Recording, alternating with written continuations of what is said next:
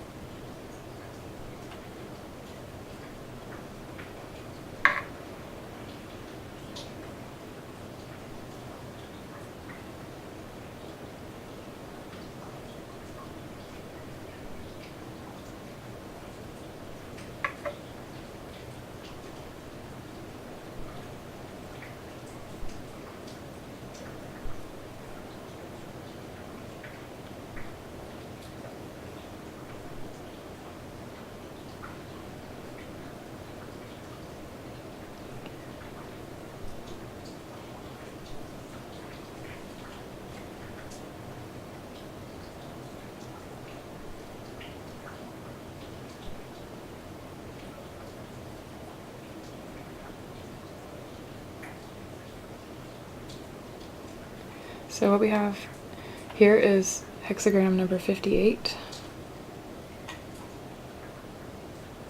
And there was a changing line. So we got a bonus hexagram, which is number 60. And this one will provide more clarity about the information we received from the advice of 58.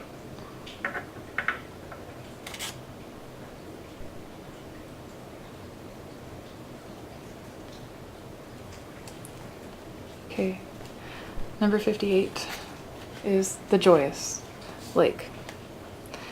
True joy is experienced by those who are strong within and gentle without.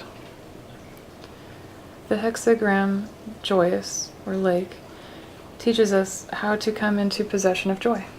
In our search for success and happiness, we are prone to think that we must take aggressive actions to achieve them. The instruction of the I Ching is just the opposite. Only those who practice innocence, acceptance, and detachment inherit true joy in this world. We often see around us how forcible effort brings about what appears to be progress. Our egos tempt us to believe that these gains are lasting and valuable, but the truth is otherwise. Whatever is won by the desirous, ambitious, demanding manipulations of the ego will be soon lost. Others can always be temporarily browbeaten into doing things our way, but only hearts won by friendliness and sincere goodwill are true over time. The I Ching teaches us again and again that joy and success cannot be forced or stolen. They are achieved gradually, but steadily, by those who relate correctly to others and to the higher power. To relate correctly means to steadfastly practice innocence, detachment, acceptance, modesty, and gentleness.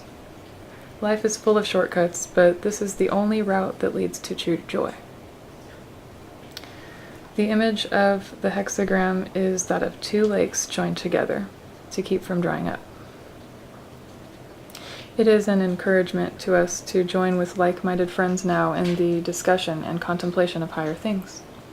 If we engage in an ongoing conversation about proper principles with our friends, our relationship to truth is steady,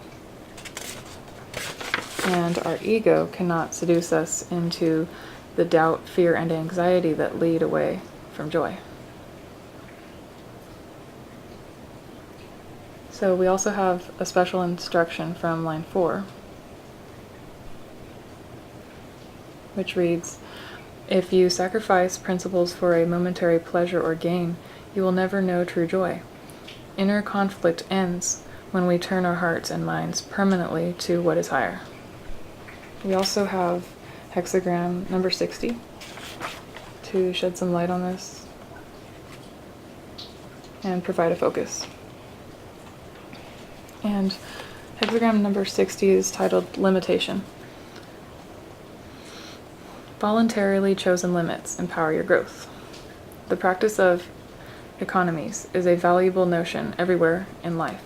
In your financial dealings, a reasonable thrift practice today assures you of opportunity tomorrow. In your emotional life, the practice of balance and equanimity allows steady spiritual progress. The hexagram limitation comes as an encouragement to set practical limits throughout your life. Life lived without guidelines is confusing and troubling. In order to make genuine progress in any direction, we must first give some definition to our path. However, limits that are overstrenuous are not helpful. Having too many rules causes rebellion in the one on whom they are imposed, whether oneself or another. Therefore, there must be limits even on one's limits. To yourself, the setting of limits means defining your purpose and responsibilities so that you have a clear idea of where your energies are to be aimed. Your limits should be determined by yourself, not another or the culture in which you live. Avoid harshness and impatience with yourself. True progress is made in gradual steps. Allow yourself pleasure, but avoid careless self-indulgence. With others, place limits both on your own actions and the indulgences you offer them. To encourage another's inferior qualities is to invite misfortune. Allow your interactions with others to take place within the limits of gentleness, tolerance, and innocence.